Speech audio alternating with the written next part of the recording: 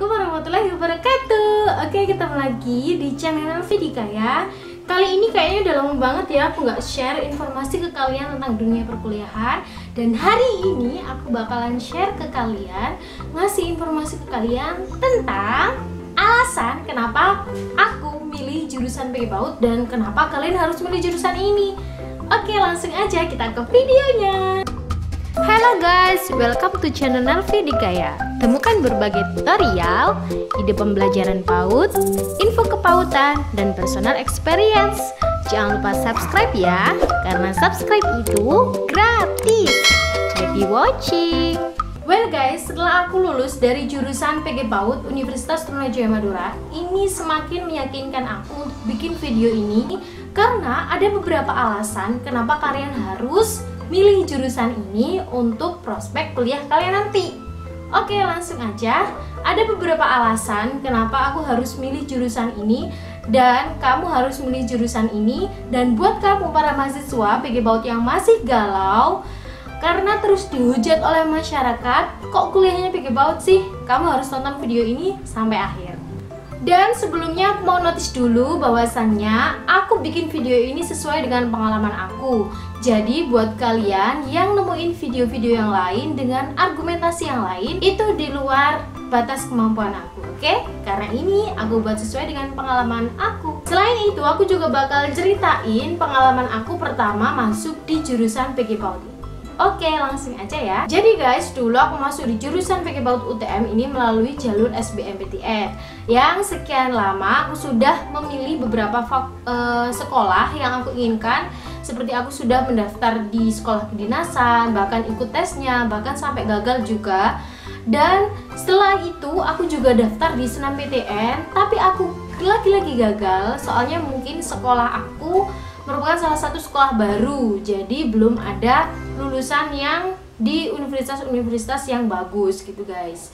Dan kebetulan aku juga milihnya jurusan yang tinggi-tinggi, jadi sangat sulit untuk masuk ke situ. Selain itu aku juga daftar di sekolah swasta guys, dan alhamdulillah dapat beasiswa. Tapi mungkin karena bukan takdir ya dari Allah, jadi aku gak diizinin sama orang tua. Jujur banget, pertama kali aku masuk jurusan PG PAUD ini aku sangat minder teman-teman.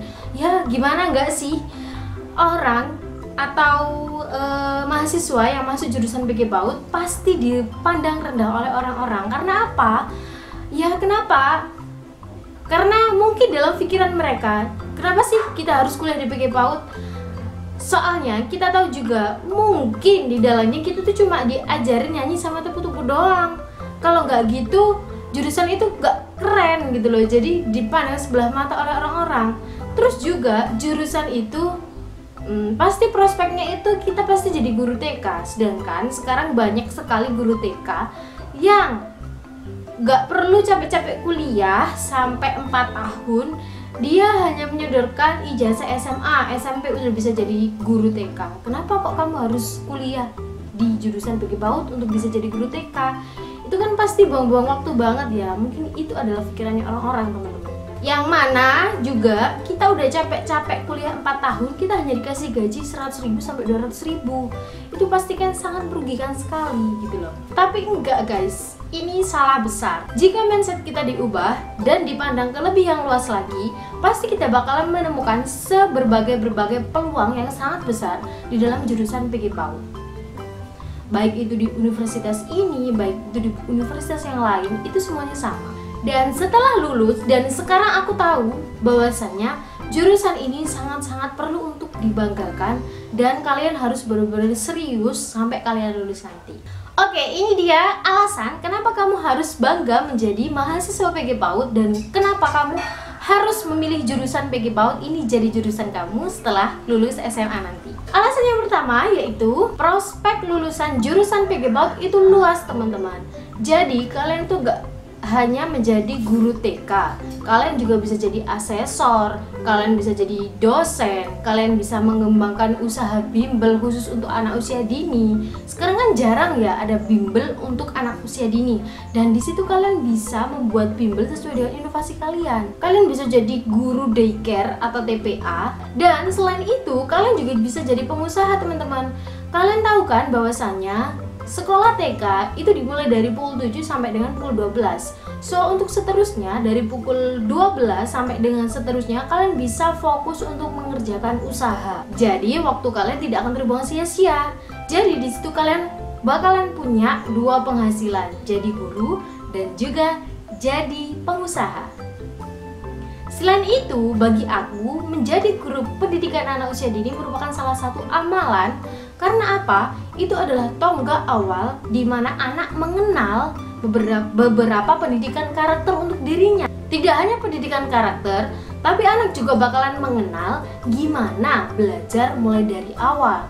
Mulai dari mengenal huruf, mengenal angka, mengenal konsep apapun yang berfungsi untuk melanjutkan dia ke jenjang yang lebih tinggi lagi. Oke, alasan yang kedua kenapa kamu harus milih jurusan ini adalah 95% sebelum kalian lulus kuliah, kalian sudah bisa dapat kerja, atau di saat kalian skripsi, kalian sudah bisa bekerja. Sehingga itu bakalan mengurangi beban kalian untuk membayar kuliah. Aku katakan ini kenapa teman-teman? Karena semua teman-teman aku, semua teman-teman angkatan rata-rata mereka semua sudah bisa bekerja sebelum mereka lulus. Kira-kira kapan bekerjanya, Kak? Nah, karena sekolah kita adalah sekolah negeri yang mana kita harus fokus kuliah mulai dari semester 1 sampai dengan semester 6. Dan saat semester 7 dan 8, fokus kita hanyalah skripsi. Ataupun apabila ada mata kuliah tambahan, kalian bisa fokus juga ke mata kuliah itu. Tapi biasanya di semester 7 mata kuliah tambahan itu hanya sedikit, hanya satu atau beberapa gitu teman-teman.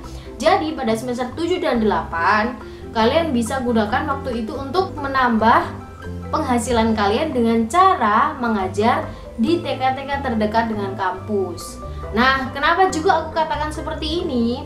Karena seperti yang kalian tahu, di dalam satu desa biasanya terdapat 3-5 TK atau KB atau pendidikan anak usia dini. Itu banyak sekali di dalam satu desa. Nah, bayangkan saja apabila kalian di satu kecamatan pasti banyak sekali pendidikan anak usia dini, baik KB maupun TK. Dan di situ juga kalian akan mendapatkan nilai jual yang tinggi teman-teman. Kenapa? Karena kebanyakan sekarang guru pendidikan anak usia dini itu tidak linear dengan jurusannya. Banyak yang SMA, banyak yang lulusan SMP sudah bisa jadi guru. Sehingga sekolah yang memiliki guru yang tidak linear itu biasanya akreditasinya akan turun gitu. Jadi dari akreditasi yang baik itu bakalan menurun kalau gurunya tidak linear. Sehingga di situ sebelum lulus pun kalian bakal dicari-cari oleh TK-TK di seluruh Indonesia gitu teman-teman. Meskipun kalian belum lulus. Jadi peluangnya sangat besar sekali kalian bisa bekerja setelah kalian kuliah, atau kalian juga bisa bekerja bahkan sebelum kalian selesai kuliah. Ada juga sih teman-teman yang sudah bisa bekerja sebelum mereka semester 7 atau 8. Tapi itu sangat minim sekali. Biasanya cuma 1, 2, 3 orang aja kalau di lingkungan teman-temanku sendiri. Kecuali kalian kuliah di universitas terbuka, karena memang diprioritaskan untuk mahasiswa yang tujuannya itu bisa bekerja sambil kuliah. Jadi kalau kalian mau kuliah yang bisa bekerja, kalian bisa kuliah di universitas yang seperti itu gitu teman-teman. Tapi kalau kalian di universitas negeri, biasanya kalian udah bisa kerja di semester 7 atau 8. Dan kalian tahu banyak sekali teman-teman aku dari jurusan yang lain yang nganggur setahun 2 tahun setelah mereka lulus kuliah. Dan di situ aku benar-benar bersyukur karena meskipun gitu, aku dan teman-teman aku kebanyakan mereka tuh sudah bekerja sebelum mereka lulus kuliah. Bahkan setelah mereka lulus kuliah itu sudah ada siap-siap lembaga yang mau menampung mereka gitu loh. Karena saking banyaknya lowongan pekerjaan untuk pendidikan anak usia dini. Terus Kak, kenapa? Nanti kalau misalnya kita kerja, kita jadi guru, pasti nanti gajinya cuma 100-200 Kak gitu. Nah, jadi gini teman-teman, aku kasih tips juga buat kalian. Jadi kalau menurut aku, setelah kalian lulus dari PG PAUD, setahun 2 tahun kalian kerja itu hanya untuk mencari pengalaman kerja.